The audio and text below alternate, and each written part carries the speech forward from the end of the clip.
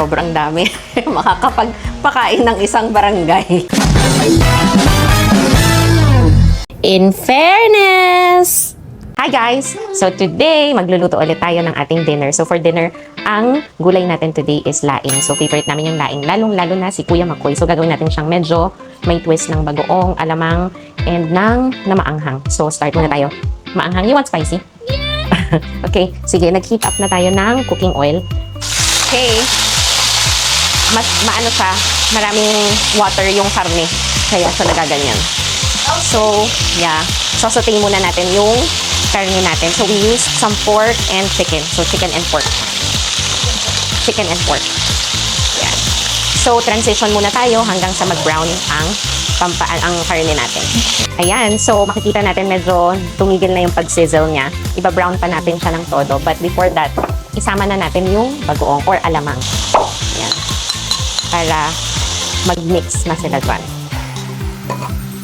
So, medyo, I know ang tawag nila dyan, isasangkot siya. So, yun, ang technique lagi sa pag-gigisa, dapat isasangkot siya mo siya kasi ilalabas mo yung flavor ng karne before mo siya ilagay yung sibuyas at bawang. Yan. Transition ulit tayo, Timmy! Next step na tayo. So, nagsisizzle na ulit siya. Yan. Sinama na natin yung alamang. Now, ilagay na natin, pagsabayin na natin yung onion and yung garlic. Bango. How does that smell? Do you like bagoong or alamang? Do you eat no? Me, it's my favorite. At saka ni Kuya Mako yung ano. But I think you're gonna like the other what do you call that? Recipe that we have. Yeah. So, ang kapartner nito, so usually yung gulay natin may kapartner yan every dinner. So, ang kapartner ng laing tonight is chicken, lemon chicken with rosemary. Nilagay natin yun sa oven. So later I'll show you. Simple lang siya. Yung chicken, pina-butterfly ko lang siya with lemongrass, lemon, salt and pepper lang yun. At saka mga herbs. So later I'll show you.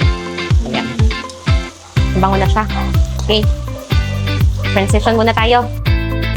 So sa tingin natin brown na to. Nag-pink lang siya dahil sa alamang. But ano na to? Nasangkot siya na natin ito. Alright, so we're ready for the next step. Sobrang dami nitong laing na gagawin natin today. Kasi mahilig tayo sa laing. Dami. We're so excited.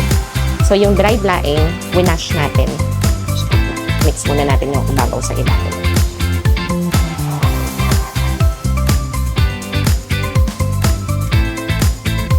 Ilagay na natin yung coconut milk. Yan.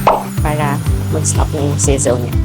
So, dahil sobrang dami nating lagay na natin sila lahat siya. Lagay na natin yung iba. So, nailagay na natin yung lahat ng leaves natin. Gabi leaves to, no? Gabi leaves natin. So, tapos nandyan na rin yung salt and pepper. Ipapa-boil natin. Takpan na natin para mag-boil na siya. Okay, so this is our cooked chicken. Ito yung lemon rosemary with lemongrass chicken natin. Ang gusto natin na part, try natin. Dito natin ilagay. See how juicy siya. A few moments later. So after, siguro mga 30 minutes, medyo matagal siyang naluto. Yung, ito na ang nangyari sa kanya. Actually, dinagdagan pa namin yan ng more gata. Ayan, nagmamantika na siya. So, we're ready to transfer our laing. Tapos nilagyan rin pala namin to ng chili.